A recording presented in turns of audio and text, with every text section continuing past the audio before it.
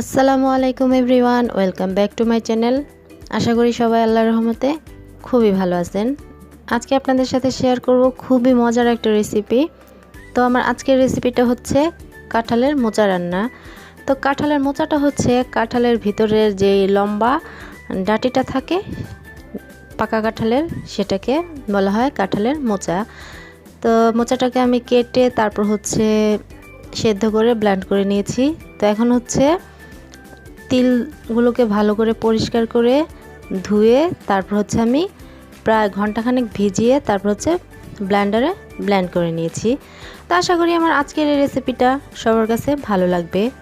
তো এই তো হচ্ছে কাঁঠালের মোচা।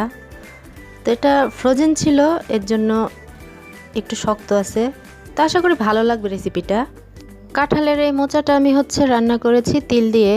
তো তিলটাকে আপনারা চাইলে পাটায় বেটেও করে নিতে পারেন, অথবা কাঁঠালের যে মোচাটা সিদ্ধ করে পাটায় বেটে নিতে পারেন। তো এখন মোচাটা রান্না করার জন্য হচ্ছে প্রথমে তেল দিয়ে তারপর দিয়ে দিলাম পেঁয়াজ। তো এখন দিয়ে দিব হচ্ছে 2টা তেজপাতা।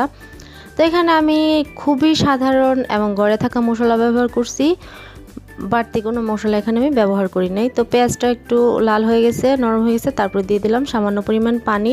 তো পানি দেওয়ার পরে দিয়ে দিব স্বাদ মতো লবণ। তো এক এক করে মশলাগুলো, তো এখন দিয়ে দিলাম হচ্ছে হলুদ গুঁড়ো, তারপর হচ্ছে মরিচ গুঁড়ো, তো এখন দিয়ে দিব হচ্ছে ধনিয়া গুঁড়ো। জাস্ট এতটুকু মশলা। তিলের সাথে যদি বাড়তি কোনো উপকরণ দেওয়া যায় তাহলে তিলের যে ফ্লেভারটা, যে স্বাদটা, সেটা তেমন একটা পাওয়া যায় না। এর জন্য খুবই অল্প পরিমাণে মশলা দিয়ে আমি কাঁঠালের মোচাটা রান্না করে আপনাদের সাথে শেয়ার করতেছি। তো এখন মশলাটা কষে গেছে, তারপর দিয়ে দিলাম হচ্ছে তিলগুলো। তো তিলগুলো আমি তেমন একটা মিহি করিনি, একটু আস্তে আস্তে ছিল। তো এটা দেখতে খুবই সুন্দর লাগছে, খেতে তো খুবই ভালো লাগছে, অসম্ভব মজার। তো এখন হচ্ছে আমি মশলার সাথে তিলগুলো দিয়ে দেব। তিলটাকে আমি একটু ভালো করে মশলার সাথে কষিয়ে নিব যতক্ষণ না মশলাটা একদম ভালোভাবে তিলের সাথে মাখা মাখা না হয়ে যায়। তো এটা আপনারা ভিডিওটা দেখতে থাকেন, তো আশা করি আপনারাও বাসায় তৈরি করে খেতে পারবেন। তো মোটামুটি এখন হচ্ছে তিলটা কষানো হয়ে গেছে। তো কষানো হয়ে গেলে তারপর আমি দিয়ে দেব হচ্ছে আগে থেকে বেটে রাখা কাঁঠালের মোচা। কাঁঠালের মোচাটাকে আমি এখন তিলের সাথে ভালো করে নেড়ে চেড়ে মিশিয়ে নিব। তো এই রেসিপিটা খুবই মজার এবং আনকমন একটা রেসিপি। তো এই রেসিপিটা অনেকে খেয়েছেন, অনেকে খাননি।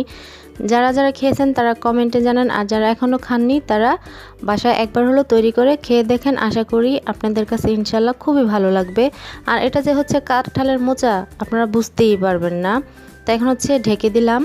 ঢেকে তারপর আমি বেশ কিছুক্ষণ রান্না করে ঢাকনাটা তুলে এখন আমি ভালো করে এটাকে নেড়েচেড়ে মিশিয়ে নেব যতক্ষণ না এটা একদম শুকিয়ে যাচ্ছে। তো আমি এই রেসিপিটা করেছি হচ্ছে একদম শুকনা শুকনা করে। তো আপনারা যদি রেসিপিটা তৈরি করেন তাহলে এরকম শুকনা করে করবেন, খেতে খুবই ভালো লাগবে।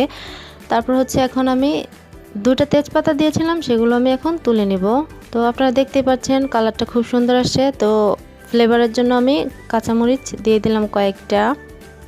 কাঁচামরিচ দিয়ে আমি আরও বেশি কিছুক্ষণ রান্না করে নেব। কাঁচামরিচের কালারটা চেঞ্জ না হওয়া পর্যন্ত আমি এটাকে নেড়ে চেড়ে রান্না করে নেব। তো আপনারা দেখতে পাচ্ছেন এখন এটা একদম শুকনো শুকনো হয়ে গেছে। তো এটা খুবই মজার একটা রেসিপি। আপনারা চাইলে গরম ভাতের সাথে খেতে পারেন, রুটি, পরোটা কিংবা পোলাওর সাথেও খেতে পারেন, কিংবা খালিও খেতে পারেন।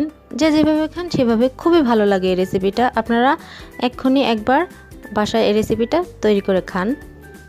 তো ফাইনালি হয়ে গেল কাঁঠালের মোচা রান্না। আশা করি আমার আজকের রেসিপিটা সবার কাছে খুব ভালো লাগছে। ভালো লাগলে লাইক, কমেন্ট, শেয়ার এবং সাবস্ক্রাইব করে আমার পাশে থাকবেন। আর আপনারা ফ্রেন্ডস অ্যান্ড ফ্যামিলির সাথে বেশি বেশি করে শেয়ার করবেন। সবাই খুব ভালো থাকবেন, সুস্থ থাকবেন, সাবধানে থাকবেন। আল্লাহ হাফেজ। আসসালামু আলাইকুম।